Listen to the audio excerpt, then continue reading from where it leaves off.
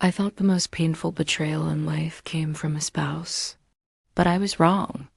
The day my own son whispered the truth to me, everything I believed about my marriage, my family, and my worth shattered. Because sometimes the person who destroys you isn't the one you love, it's the one you raised your whole life. It started like an ordinary Sunday morning in our peaceful suburban home in Asheville, North Carolina. Birds outside, coffee brewing, sunlight crawling through the blinds. My name is Emily Carter, and until a few months ago, I thought I had a life most people dreamed of. A stable marriage with my husband Michael, a hardworking architect. A beautiful 12-year-old son, Ethan, who is the center of my world. Family dinners, school events, movie nights, laughter echoing through the halls. I never imagined that behind that perfect picture, cracks had been spreading quietly, silently, waiting for the right moment to tear everything open. That morning, Michael kissed my cheek before leaving for yet another weekend work meeting. He smelled like fresh cologne, the kind he wore only on important days. His suit was perfectly pressed, his hair styled like he wasn't heading into a long day of drawings, but a date. Back then, I pushed that thought away. I told myself I was overthinking. I trusted him.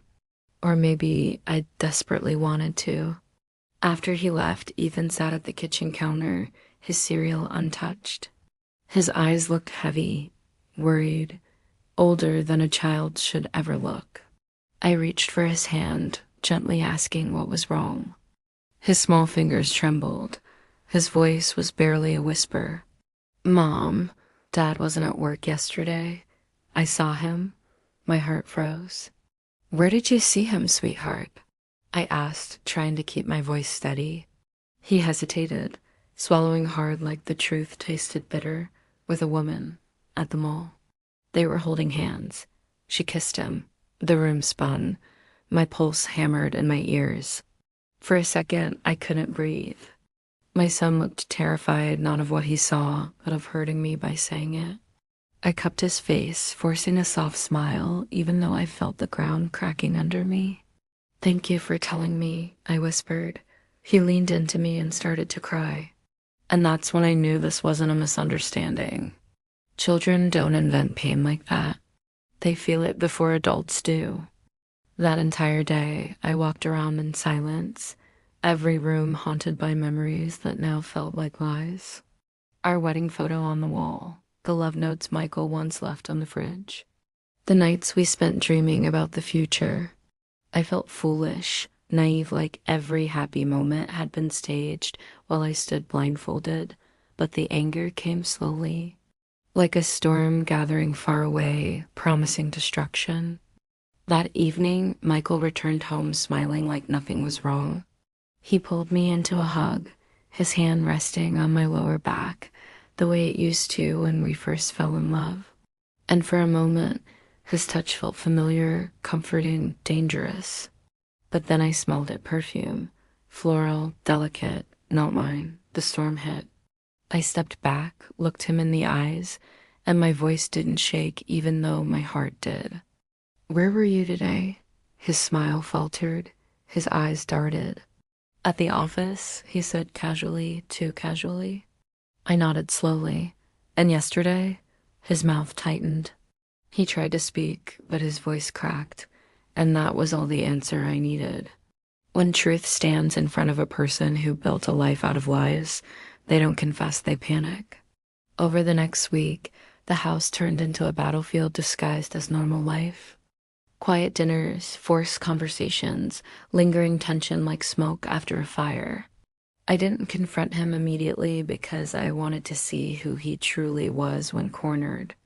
I watched him slip out late at night with excuses. Watched him hide messages, delete calls. He wasn't even careful anymore. He just assumed I would never suspect him. That hurt more than the betrayal. It was the arrogance that I would always stay. I started noticing details. A gold bracelet in his car that wasn't mine. Restaurant receipts tucked in his coat pocket. Red lipstick smudged faintly on his shirt collar. The evidence stacked like bricks, building a prison around my heart. I remembered our late night talks, his promises, our dreams. How he once held my face and said I was his forever. And now forever suddenly felt like a cruel joke. But I didn't break down. I held myself together for Ethan. Every time he looked at me, I reminded myself I had to be strong for him. Not for the man who walked away from us while still under the same roof. Finally, I confronted him, not with tears, not with shouting, but with calm, icy truth. I know about her, I said. He froze, his face strained. He didn't deny it. He didn't fight. He just exhaled like a guilty man waiting for the sentence. Emily, I'm sorry, he stuttered. It wasn't supposed to happen. I laughed softly, painfully. You don't accidentally fall into someone's arms, not once, not once. Not with our son watching you destroy us. His eyes flickered with shame, but also something else, relief, that cut deeper than any lie ever could. He had been waiting to be caught. He wanted escape more than he wanted us. I didn't scream. I didn't beg. Because real heartbreak doesn't make noise, it suffocates in silence. That night, I tucked Ethan into bed. He whispered, "Is he leaving us?" I kissed his forehead. "We're not losing anything," I whispered. "We're letting go of someone who already left." And in that moment, I realized something powerful. I wasn't broken. I was awakening. The next morning, I packed Michael's things. Not angrily, not dramatically. Just quietly, with dignity.